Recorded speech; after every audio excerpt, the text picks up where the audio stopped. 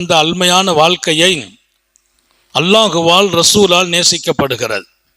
நபிகள் நாயகம் ஸல்லல்லாஹு அலைஹி வஸல்லம் இந்த வாழ்க்கையில் நீ ரொம்பவே அமைதியாக வாழு என்கிறார்கள். அன்பு தழும்பி வாழுங்கள் என்கிறார்கள். சகிப்புத்தன்மையை கொண்டு வாழுங்கள் என்கிறார்கள். சில நேரங்களில் இது மாதிரியான தன்மைகள் குறையும் போது வாழ்க்கையில் நிம்மதியை இழக்கிறோம், சந்தோஷங்களை இழக்கிறோம். யாரையாவது பேசிட்டு அப்புறம் உட்காந்து கவலைப்படுறோம். பேசும்போது வார்த்தை வெளியாயிடும், பின்னால உட்காந்து கவலைப்படுவோம். வீட்டில் கூட கொஞ்சம் சத்தமா பேசிடுவோம், அப்புறம் உட்காந்து நம்ம தான் கவலைப்படுவோம். சர்க்காரை ஆலம் ஸல்லல்லாஹு அலைஹி வஸல்லம் நிதானம் இழக்க வேண்டாம் என்கிறார்கள். நிதானத்தை சில பேர் இழக்கிறாங்க. போதையில நிதானம் இழந்துரும், டென்ஷன் வந்தா நிதானம் இழந்துரும். சில பேர் எழுதுவாங்க, போதை உள்ளவனும் கோபக்காரனும் ஒன்று என்கிறார்கள்.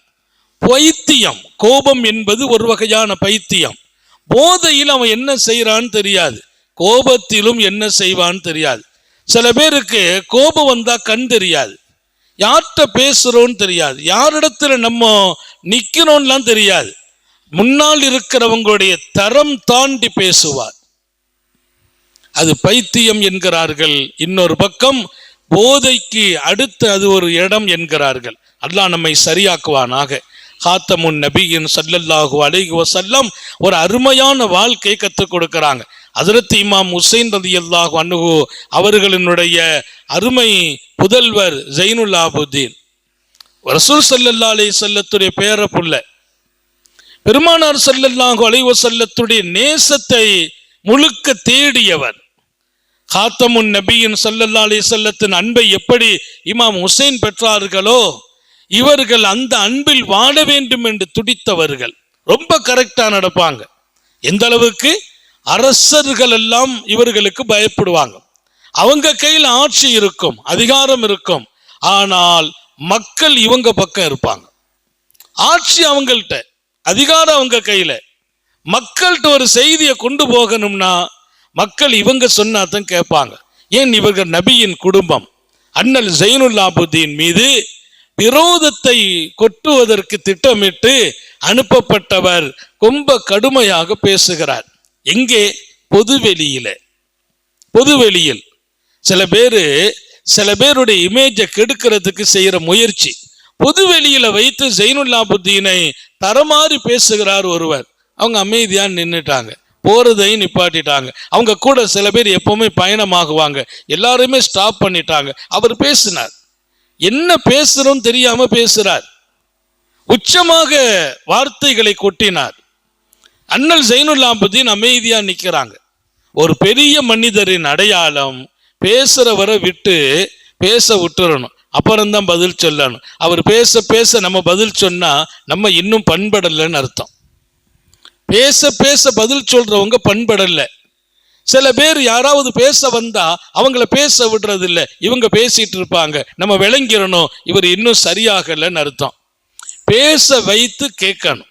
யாராவது சொல்ல வந்தா அதை காது கொடுத்து கேட்கணும், அப்புறம்தான் நம்ம பேசணும். அவங்க பேச உடனே நம்ம பதில் சொல்ல, அவங்க பாதி பேச்சு எடுத்தோன்னே அது எனக்கு தெரியுமே அப்படிங்கிற நிலையில் இருப்பவங்க இன்னும் முழுமையடையவில்லை, பண்படவில்லை என்கிறார்கள். நாம வாழ்க்கையில நிறைய கத்துக்கொள்ள வேண்டிய செய்திகளை சாலிஹீங்கள் பதிவு செய்யறாங்க. இங்கே நான் சொல்வேன், அண்ணல் ஜைனுல் ஆபிதீனை தரமாறி பேசுறாருன்னா கூட இருக்கிறவங்க தாங்க முடியல. ஏன்னா அவங்க ரொம்ப கண்ணியமானவங்க, மிக உயர்ந்த ரசூலுடைய குடும்பம். எந்த அளவிற்குன்னா அவங்க சொன்னா நடக்கும், அவங்க கேட்டா கிடைக்கும். பெருமானாருடைய அகல பைத், அமைதியா இருந்தாங்க, கூட இருக்கவங்களையும் அமைதிப்படுத்தினாங்க. பேசி முடிச்சார், எல்லாத்தையும் முடிச்சிட்டியான்னு கேட்டாங்க. இன்னும் சில விஷயம்லாம் இருக்குதப்பான்னாங்க. இன்னும் சில விஷயம்லாம் இருக்குதே. அவங்க சொல்றாங்க, இன்னும் சில விஷயங்கள்லாம் இருக்குதப்பா, இவ்வளவுதான் உனக்கு தெரியுமான்னு கேட்டாங்க. அவருக்கு ஒன்றும் புரியல. எல்லாத்தையும் கேட்டுட்டு கடைசியாக ஹஜ்ரத் ஜைனுல் ஆபிதீன் தன்னுடைய கோட்டு அவங்க போடுவாங்க, அந்த கோட்டை கலட்டி அவர் கையில கொடுத்தாங்க. இதை நீ யூஸ் பண்ணுப்பா, உனக்கு ரொம்ப தேவை அப்படின்னு கையில கொடுத்துட்டு கூட இருந்த ஹாதிம்கள்ட்ட கேட்டாங்க, நம்மள்ட்ட பணம் என்ன இருக்குதுன்னு கேட்டாங்க. அவர் 1000 திர்ஹம் இருக்குன்னா அவர் கையில கொடுத்துருந்தாங்க. 1000 திருகத்தை அவர் கையில கொடுத்த போது வாங்கி வெக்கி தலகுடித்து அவர் சொன்னார், அந்த இப்னு ரசூலுல்லாஹ் ஹக்கா, அல்லாஹ் மீது சத்தியமா நான் சொல்றேன், நீங்க ரசூலுல்லாஹ்வுடைய பிள்ளைன்னா. நீங்க ரசூலுல்லாஹ்வுடைய பிள்ளை தான், நிரூபிச்சிட்டீங்க. நான் தாங்களை திட்டுவது நோக்கம் இல்லை, தாங்களை திட்ட வேண்டும் என்று நான் பணிக்கப்பட்டேன். இதான் உலகத்தில் இன்னைக்கு நடக்குது. யாரும் நம்மகிட்ட விரோதமால நடக்க மாட்டாங்க, யாராவது தூண்டி விட்டு நடக்கிறது. அவர் சொன்னார், நான் தங்களை திட்ட வரவில்லை, தாங்கள் மீது திட்டுவதற்கு நான் ஏவப்பட்டேன். உள்ளதை ஒத்துக்கிட்டார். இப்ப நான் விளங்கி கொண்டேன், அந்த இப்னு ரசூலுல்லாஹ் தாங்க உண்மையிலேயே ரசூலுல்லாஹ்வுடைய பேர புள்ள. அந்த குணம் வெளியாச்சு. மற்றவங்க எல்லாம் இப்படிலாம் நாங்க திட்டினோம்னா எங்களுக்கு தூக்கில போட்டிருப்பாங்க. அரசாங்கம் அன்னைக்கு எங்களுக்கு தூக்கு கொடுத்துருக்கோம். இதே மாதிரி நான் அரசரை போய் திட்டு இருந்தா தூக்கில ஏத்தி இருப்பாங்க. நீங்க அன்பளிப்பை கொடுக்குறீங்க, சட்டையை கழட்டி கொடுக்குறீங்க. நான் விளங்கி கொண்டேன், ரசூலுல்லாஹ்வுடைய குடும்பத்து பிள்ளை நீங்கள் என்று அவர் வாழ்த்துகிறார், அவர்களை பாராட்டுவார். மாத்திரமல்ல, இவங்க பின்னால சில பேர் நடமாடினாங்கல்ல, அதில் அவரும் ஒருவராக மாறினார். ஹஜ்ரத் ஸைனுல் ஆபிதீன் ரலியல்லாஹு அன்ஹுவுக்கு பின்னால ஹித்மத்துக்காக என்னை ஏற்றுக்கொள்ளுங்கள் என்கிறார். நீங்கள் சிந்திக்க வேண்டும், உலகத்தில் அறியாமையில் நம்மோடு நடப்பவர்களுக்கு நாம் பகரம் கொடுப்பதல்ல அழகான வாழ்க்கை. ரசூல் ஸல்லல்லாஹு அலைஹி வஸல்லம் சொன்னது, வஅஃபு அம்மன் ஸலமக், உனக்கு அநீதியா நடப்பவரை நீ மன்னிக்க பழகு. உனக்கு அநீதியா நடக்கிறவங்கள்ட்ட நீ பதிலுக்கு செய்வதல்ல, மன்னிக்க பழகிடு. அவர் அறியாமையில் நடக்கிறார், அவர் வேணுமென்றா நடந்தார். அவரை கொண்டு காசை கொடுத்து திட்ட சொல்லி இருக்கிறாங்க. காசை கொடுத்து வாழ்த்த சொல்ற கூட்டமும் இருக்குது, காசை கொடுத்து திட்ட சொல்ற கூட்டமும் இருக்குது. இன்னைக்கு நிறைய பேர் வாழ்த்துவாங்க, ஏதோ காசை கொடுத்து அனுப்பியிருப்பாங்க, உட்காந்து வாழ்த்திக்கிட்டு இருப்பார். சில பேர் திட்டுவாங்க, காசை கொடுத்து திட்ட வைக்கிறது. இதை வந்தவர் உணர்கிறார். அதான் விஷயம். காசை வாங்கிட்டு திட்டுனவர் உணர்கிறார், நான் வாங்கினதும் திட்டுனதும் தப்பானது, இவர் அதற்குரிய மனிதர் அல்ல, இவர் மாபெரிய மனிதர். அது எப்ப விளங்குச்சு? அவர்களின் அழகிய நடைமுறைகளால் விளங்கியது. நம்முடைய அழகிய நடைமுறையை எப்போதும் காணாக்கி விடக்கூடாது. நமக்கென்று ஒரு முகம் இருக்குது, அந்த முகம் எப்பவுமே இருக்கணும். நமக்கென்று ஒரு முகவரி இருக்குது, அந்த முகவரி ரசூல் கொடுத்த முகவரி. என்ன முகவரி? உன்னோடு அறியாமையில் நடப்பவர்களிடத்தில் நீ திரும்ப அறியாமையாக நடக்காது. போய் ஓடுகிற நாற்றமான மடையில் கல்லை தூக்கி போடுறோம்னா அது நம்மீது தான் தெரிக்கும். நாம பொதுவா நம்ம அதை விட்டு விலகி போயிட்டே இருக்கணும். பதில் சொல்லும் இடம் ஆரோக்கியமான இடம் இல்லை. நம்ம பற்றி குறை சொன்னா அதுக்கு பதில் சொல்ற இடம் ஆரோக்கியமான இடம் இல்லை. அதை ஏற்றுக்கொள்வதோடு மன்னிக்கிற அந்த வாழ்க்கை ரசூல் ஸல்லல்லாஹு அலைஹி வஸல்லம் கற்றுக் கொடுத்த மிக உயரிய வாழ்க்கை. இன்னொரு பக்கம் பெருமானார் ஸல்லல்லாஹு அலைஹி வஸல்லம் சொல்லி தர்றாங்க, உலகத்துல எப்போதும் நீ வளைந்து கொடுக்கிற ஒரு பந்து போல் ஆகிவிடு என்றார்கள். அல் மூமின் ஹய்யின் லையின், ஒரு மூமின் யார்? ரொம்ப சாஃப்டாக இருப்பார், அவர் வளைந்து கொடுப்பார். வளைந்து கொடுக்கிற ஒரு மனிதர் மிக உயர்ந்த மனிதர். இன்னைக்கெல்லாம் மக்கள்கிட்ட வளையிற மக்கள் குறைஞ்சிட்டாங்க, நிமிந்து நிற்கிறாங்க. தப்பு இந்த பக்கமா ஒருத்தர் வர்றாரு வண்டியில, அந்த பக்கமா இருந்து இன்னொருத்தர் வண்டியில வர்றாரு. 2 பேர் மேல யாரு பேர்ல தப்புங்கிறதெல்லாம் இன்னும் யோசிக்கல. அவரும் ஆறு நடிக்கல, இவரும் ஆறு நடிக்கல. இவர் அவரை முறைக்கிறார், அவர் இவரை முறைக்கிறார். முறைச்சா பரவாயில்லை. இவர் கேட்டார், என்ன முறைக்கிற, தப்பு பண்ணிட்டு? அவர் சொன்னார், நீ தானே தப்பு பண்ண. 2 பேருக்கும் சண்டை. ரோடு டிராபிக் ஆயிட்டு, ரோடு டிராபிக் ஆகுது. தெருவில் இருந்து வந்தவர் அவர் ஆறு நடிக்கணும், அவர் அடிக்கல. இவர் அடிக்கணும், இவரும் அடிக்கல. 2 பேரும் நேருக்கு நேரா மோதிட்டு 2 பேரும் நிமிர்ந்து நிக்கிறாங்கன்னா எல்லாரும் போய் சமாதானப்படுத்துறாங்க. சரி விடுப்பா, பிரச்சனை இல்லை. என்ன சொல்றீங்க? அவரை சொல்லுங்க. இவர்கிட்ட விடுங்கன்னு சொன்னா அவரை சொல்லுங்க, அவர்கிட்ட போய் சொன்னா அவரை சொல்லுங்க. என்ன பிரச்சனை? ரசூல் கொடுத்த முகவரியை காணாக்கினோம், பெருமானார் கொடுத்த முகவரியை காணாக்கினோம். லையின் வளைந்து போ, சாஃப்டாக மாறு. ஹதீஸ் அங்கீகாரமான ஹதீஸ். ஒரு மூமின் யார்? எப்போதும் நிமிர்ந்து நிற்க மாட்டார், அவர் வளைஞ்சிடணும், கொஞ்சம் அப்படியே பணிஞ்சிடணும். நம்ம இமேஜை காப்பாற்றப்படும். அது நம்ம பேரு, ஒரு மூமினுக்கு சொல்லப்பட்ட முகவரியும் அடையாளமும். அந்த வாழ்க்கையெல்லாம் இன்றைக்கு நம்ம கொஞ்சம் காணாக்கிறோம். வளர்ந்து வர்ற சிறுவர்கள்ட்ட கூட அந்த முறைக்கிற தன்மை கூடி இருக்குது. கொஞ்சம் சின்ன பையங்க தான் வண்டி ஓட்டுறாங்க, ஆனா கொஞ்சம் அவங்க என்ன பண்றாங்க, யாராவது கொஞ்சம் வேகமா வந்தாங்கன்னா அவரு நின்று ஒரு முறைச்சிட்டு போற தன்மை இப்ப சமீப காலத்தில் கூடி இருக்கிறது. நாம் இந்த பண்புகளை நமது பிள்ளைகளின் உதயங்களில் கொண்டு பதிய வைக்க வேண்டும். நம்முடைய முகவரி அது அல்லப்பா, எல்லா டைமே சாப்பிட்டா கொஞ்சம் நின்று தெரியாம நடந்துட்டு அப்படி நீ சொல்லிட்டா துவா செய்திருவார். அவர் வாழ்த்து சொல்வார். வாழ்த்துக்களை பெற வேண்டும்.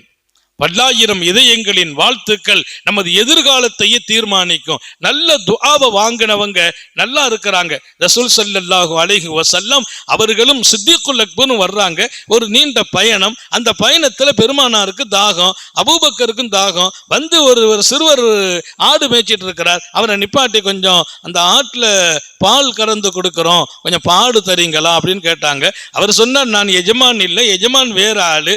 ரசூல் ஸல்லல்லாஹு உடனே சொன்னாங்க, இல்லப்பா பால் கறக்கிற ஆடு வேண்டாம், பாலே கறக்காத ஆடை கூட நான் பால் கறந்துக்கிறேன்.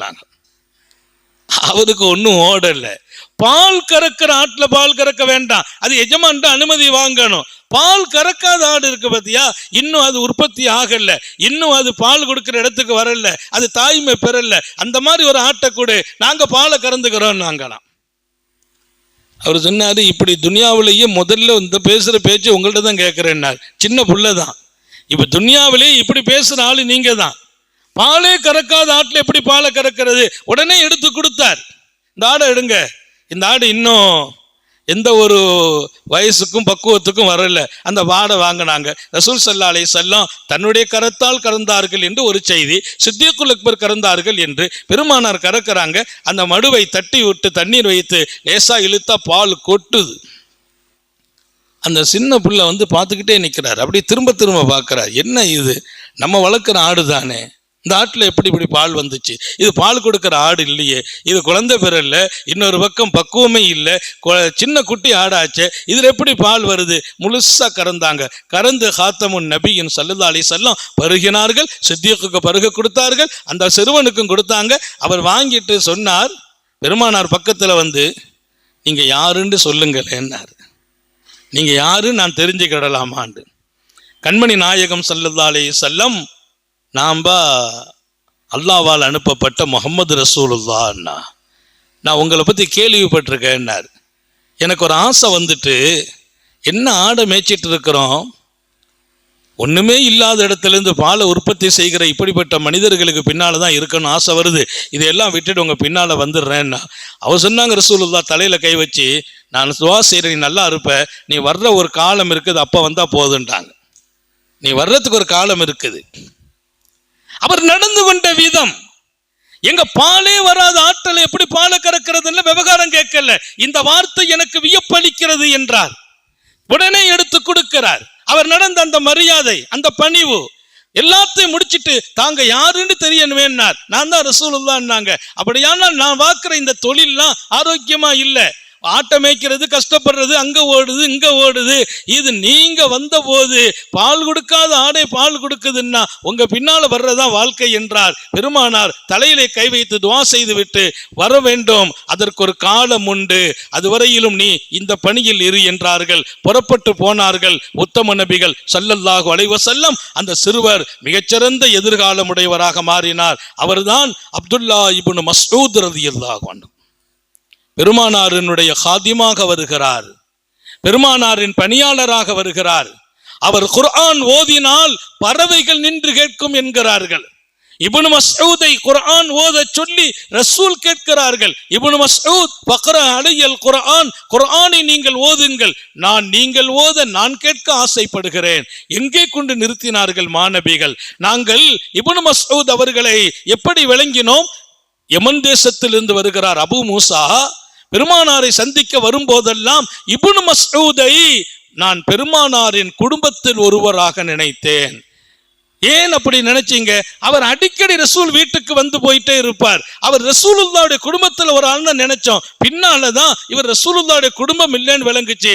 ஏன்னா எல்லாருக்கும் வந்தால் அனுமதி வாங்கணும் வாசல்ல நின்று. இப்னு மஸ்ஊத் சொன்னாங்க, உனக்கு அனுமதி இல்லை, என் கணப்பு சத்தம் கேட்டா நீ உள்ள வந்துடலான்னாங்க. நான் கணச்சிட்டா நீ உள்ள வந்துரு. ஏன்? அடிக்கடி ரசூலோடு.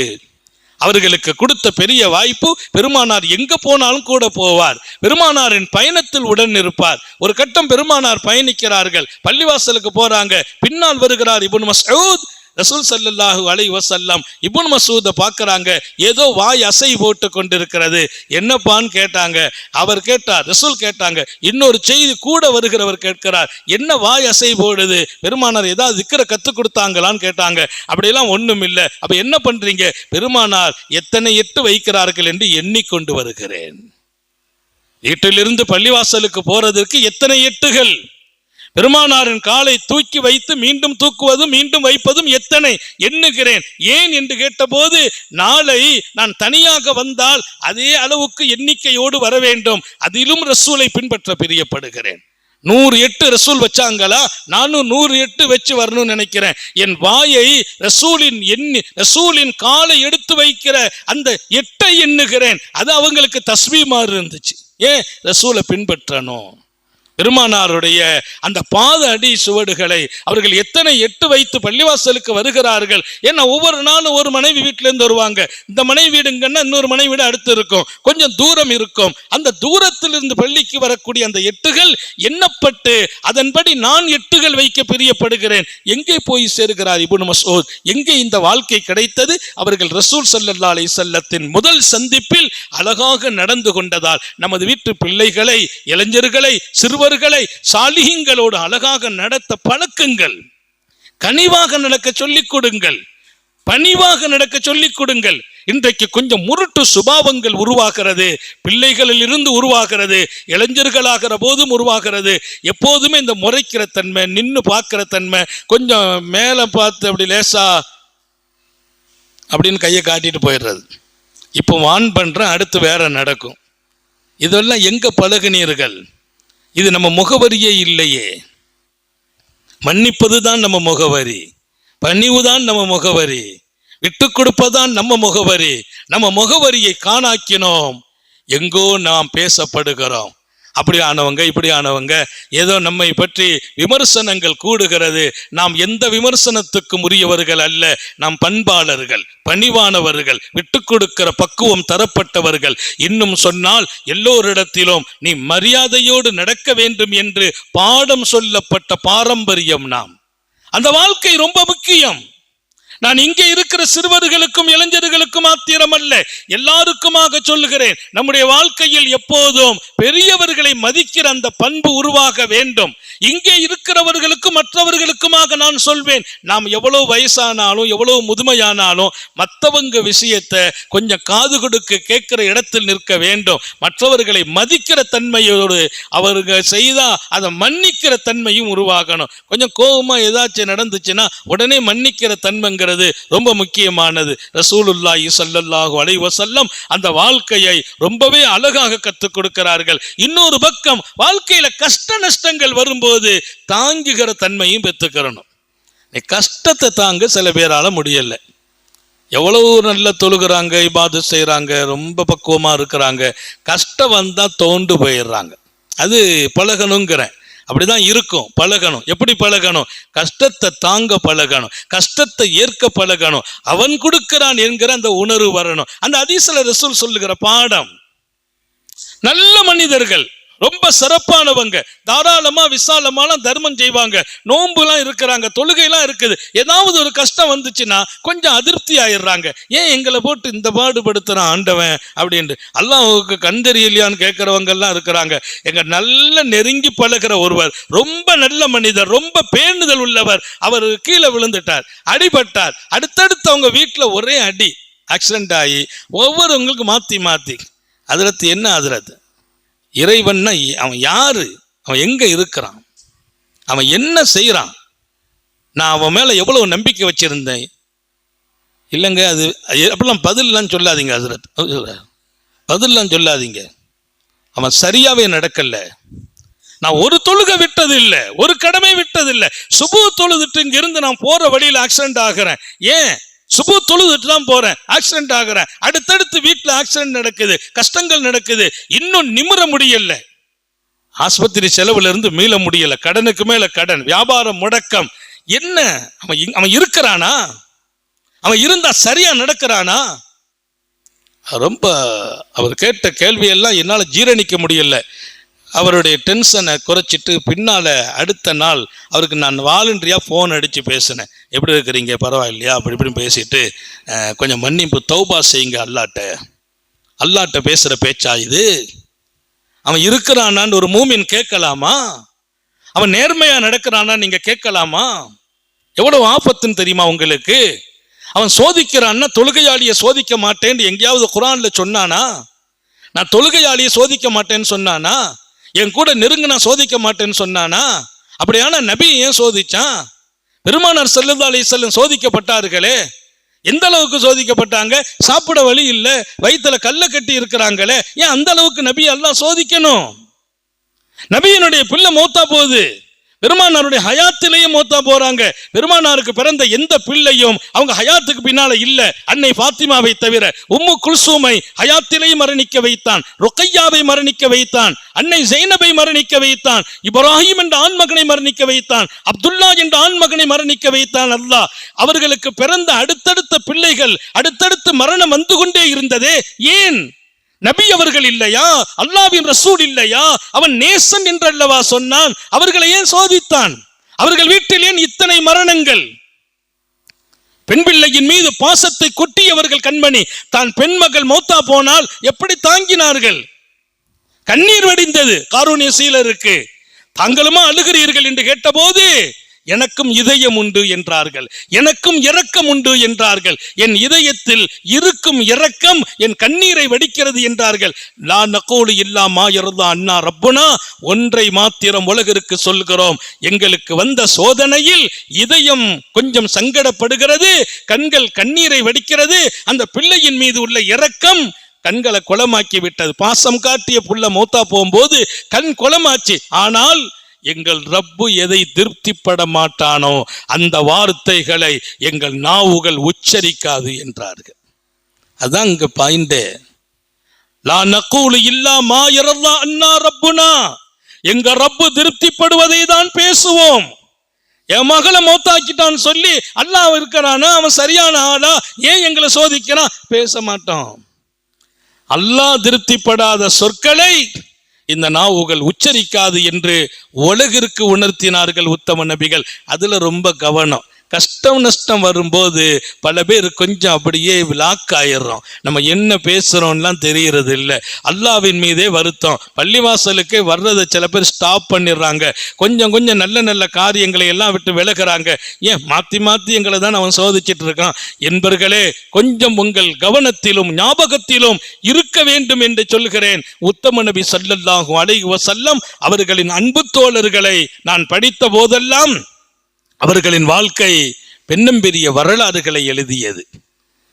சர்காலே ஆலம் ஸல்லல்லாஹு அலைஹி வஸல்லத்தின் தோழர்கள் 1000 சங்கடங்களை சந்திக்கிறார்கள். ஆனாலும் அந்த சங்கடத்துக்கு பின்னால அல்லாஹ் மீது வருத்தப்பட்டதோ கோபப்பட்டதோ முறை தவறிய வார்த்தைகளை வெளிப்படுத்தியதோ அந்த பெருமக்களின் வாழ்க்கையில் காண கிடைக்கவே இல்லை.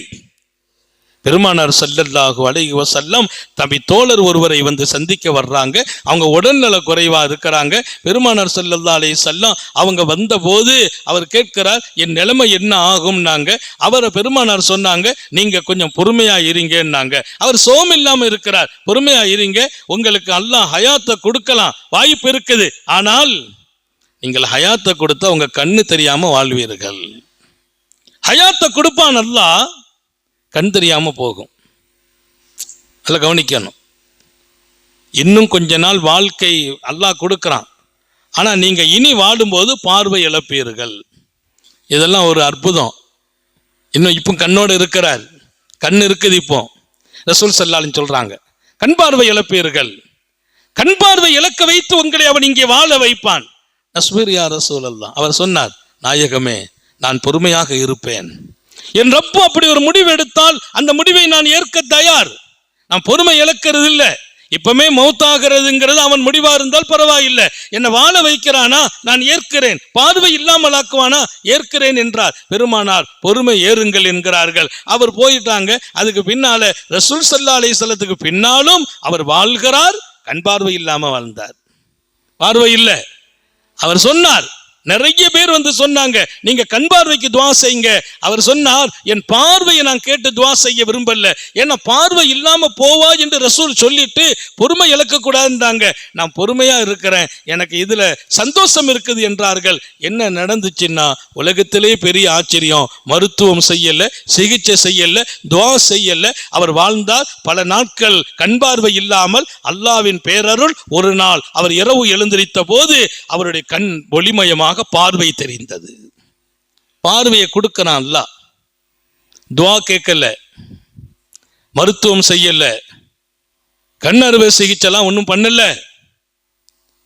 அவன் கொடுத்ததை தாங்கிக் கொண்டதால், ஏற்றுக்கொண்டதால். அவன் கொடுத்தானே, அதை நான் பொறுமையா இருக்கிறேன், ஏன்னா பொறுமையா இரு என்று ரசூல் சொல்லிட்டாங்க. அப்ப நபி பெருமானார் ஸல்லல்லாஹு அலைஹி வஸல்லம் பொறுமையாக இருக்க சொன்னதால் நான் பொறுமையா இருக்கிறேன் என்று அவர் ஏற்றுக்கொண்டார். பாருங்க, அங்க அல்லாஹ் திருப்தி பட்டானா. பல நாட்கள் அவரை கண் தெரியாம வாழ வச்சு பள்ளிக்கு போவார், இங்க போவார், சௌத்தை பிடிச்சிட்டே நடப்பார். அதையெல்லாம் பார்த்து மற்றவங்க எவ்வளவு பெரிய சஹாபி, எவ்வளவு சிரமப்படுறாங்க அப்படின்லாம் சொன்ன போது அவர் மகிழ்ச்சியா சொல்வாரா, அல்லாஹ் இப்படி நடக்க வைத்து பார்த்து அவன் ரசிக்கிறான் என்பார்களாம். இப்படி நடக்க வைத்து பார்த்து என் ரப்பு ரசிக்கிறான், என் ரப்பு ரசிக்கும் வாழ்க்கையை நானும் ரசிக்கிறேன் என்பார். அந்த வார்த்தை எல்லாம் அவன் அரிசில் போய் விழுந்தது, அவனை மகிழ்ச்சி படுத்தியது. அவர் பார்வை பெறுகிறார், பார்வை பெற்று அதற்கு பின்னால் வாழ்கிறார். நீங்கள் யோசிக்க வேண்டும், வாழ்க்கையில சகிப்புத்தன்மைங்கிறது, பொறுமைங்கிறது அவன் கொடுக்கக்கூடிய சில சிரமங்களிலும் கஷ்டங்களிலும் நம்ம கையாள வேண்டும் என்பதை கவனத்தில் எடுக்கணும். எனவே இந்த வாழ்க்கை அனுசரித்து போகிற வாழ்க்கை. ஒருத்தரை அனுசரிக்கணும், கோபத்தை கொஞ்சம் குறைக்கணும். இதோடு இன்னொரு முக்கியமான விஷயம், நான் சொன்ன மாதிரி மதிச்சு பழகணும் எல்லாரையும். மற்றவங்களை நம்ம மதிக்கிற போது நாம மதிக்கப்படுகிறோம். அது ஒரு பழமொழி உங்களுக்கு ஞாபகப்படுத்துவேன். மற்றவர்கள் உன்னை பார்த்து நீ அவங்கள பார்த்து ஏளனமா சிரிக்கிறாய் என்றால் உன்னை பார்த்து சிரிக்கும் ஒரு காலம் உருவாகும். மற்றவர்களை நீ கொஞ்சம் குறைத்து பேசுகிறாய் என்றால் உன்னை குறைத்து பேசும் காலம் உருவாகும். அப்ப அவங்களை நீ கேலி செய்தால் நீ கேலி செய்யப்படுவாய், பரிகாசம் செய்தாய் பரிகாசம் செய்யப்படுவாய், அவங்களை குறைச்சு மதிப்பிட்டால் நீ குறைச்சு மதிப்பிடப்படுவாய். இதான் உலகம். இங்கே விதை போட்டால் விதை, வினைனா வினைதான் கிடைக்கும். இது உலகம். இது அல்லாஹ் இதுல ஒரு ரோல் மாடல் வச்சிருக்கான், அது அப்படிதான் நடக்கும். எனவே நாம் ஒரு அழகான ஒரு வாழ்க்கையை நாம் இங்கே உண்டாக்கி கொள்ள வேண்டும். அழகான எதிர்காலத்தை அல்லாஹ் நசீபாக்கிடுவான். நம்ம பிள்ளைங்களையும் அப்படி வாழ பழக்கி கொடுங்கள். சும்மா மார்க்கம்ங்கிறது பள்ளிவாசலுக்கு போறதும் தொழுகிறதும் நோன்பு வைக்கிறதும் இல்லை. இந்த மார்க்கம் என்பது ரெகுலர் வாழ்க்கை என்பது ரொம்பவே நேர்த்தியாக, அழகாக, பண்பாக 4 பேர் பார்த்தா துஆ செய்யணும். அந்த புள்ள என்ன அழகான புள்ளங்க, எல்லாரையும் மதிக்கிறவர். அந்த மாதிரியான ஒரு மனோபக்குவம் அல்லாஹ்வுடைய திருப்தியை பெறுறதுக்கு அவன் கொஞ்சம் கஷ்டங்கள் நஷ்டங்கள் சோதனைகளை கொடுக்கிற போது நாம அதை தாங்குற மனசை உண்டாக்கணும். அதையும் அல்லாஹ்ட்ட தான் கேட்கணும். அல்லாஹ் அந்த மாதிரி ஒரு மனநிலை எங்களுக்கு கொடு. எல்லாம் அல்லாஹ் அப்படியான ஒரு அருமையான வாழ்க்கையை அனுசரித்து வாழ்கிற மக்களோடு இந்த வாழ்க்கையும், அவனோடு சகித்து கொண்டு தாங்கிக் கொண்டு வாழ்கிற வாழ்க்கையும் அவன் கொடுத்தருள் பாலிப்பானாக. அவன் கொடுக்கிறத தாங்கினால் அவன் அழகாக இன்னும் நடப்பான். மக்களோடு அனுசரணையாக வாழ்ந்தால் மக்கள் மன்றத்தில் நல்ல பெயர் தக்க வைக்கப்படும். பெருமானார் ஸல்லல்லாஹு அலைஹி சொன்னார், நீங்க மௌத்தா போற போது நீங்க நல்லவங்கள்னு பதிவு செய்யப்படணும் அல்லாஹ்ட்ட. அந்த பதிவு எப்போ கிடைக்கும்? நீ கரெக்டாக தொழுதுட்ட, நோன்பு வச்சுட்ட, அதெல்லாம் உனக்கும் அல்லாஹ்வுக்கும் உள்ளது. மக்கள்கிட்ட நீ நல்ல மனிதன் பதிவு எப்போ பெறுவாய் என்றால், நீ போற போது உன்னை சுத்தி இருக்கிறவங்க நல்ல மனுஷன் போயிட்டாரேன்னு சொல்லணும். அப்படி சொல்லிட்டாங்களா, அல்லாஹ் சொல்வான், நானும் அவரை நல்ல மனிதன் என்று எழுதினேன். ரப்பை எதை வச்சு எழுதினேன்? அவரை சுத்தி இருக்கிறவங்க எல்லாம் நல்ல மனுஷன்னு சொன்னாங்க. மக்கள் தான் என் சாட்சியாளர்கள், மக்களே சாட்சியாளர். அந்தும் ஷுஹதாவுல்லாஹி ஃபில் அர்த், அல்லாஹ்வின் சாட்சியாளர்கள் நீங்கள் எல்லாம் சேர்ந்து ஒருத்தரை நல்லவர்னு சொல்லிட்டா அல்லாஹ்வும் நல்லவர் என்று பதிவு செய்கிறான். அப்போ நான் மக்கள்கிட்ட நல்ல பேர் வாங்கணுங்கிறது எவ்வளவு ஒரு அருமையான வாழ்க்கை. அதை அனுசரிக்கிற போது, விட்டு கொடுக்கிற போது, மன்னிக்கிற போது தான் கிடைக்கும். முறைக்கிற போது, நிமிர்ற போதெல்லாம் கிடைக்காது. எனவே தான் ஒரு மூமின் பணிவாக வேண்டும் என்றார்கள். அல்லாஹ் அப்படி ஒரு வாழ்க்கையை நசீபாக்குவானாக, ஹயாத்தில் பறக்க செய்வானாக, சுகத்தில் பறக்க செய்வானாக.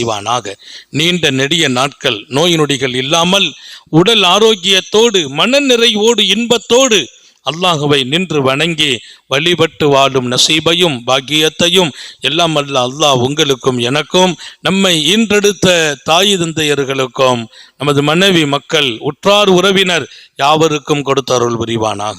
நமது உயிரினும் மேலான கண்மணி ஹாத்தமுன் நபியின் சர்காரே ஆலம் சுந்தர நபிகள் ஸல்லல்லாஹு அலைஹி வஸல்லம் அவர்களை கனவிலும் நனவிலும் கண்டுகளிக்கும் பெரும் பாக்கியத்தை அல்லாஹ் நம் எல்லோருக்கும் கொடுத்த அருள் புரிவானாக என்ற நல்ல துஆக்களோடு உங்கள் எல்லோருடைய துஆவை ஆதரவு வைத்து என் வார்த்தைகளை நிறைவுபடுத்துகிறேன்.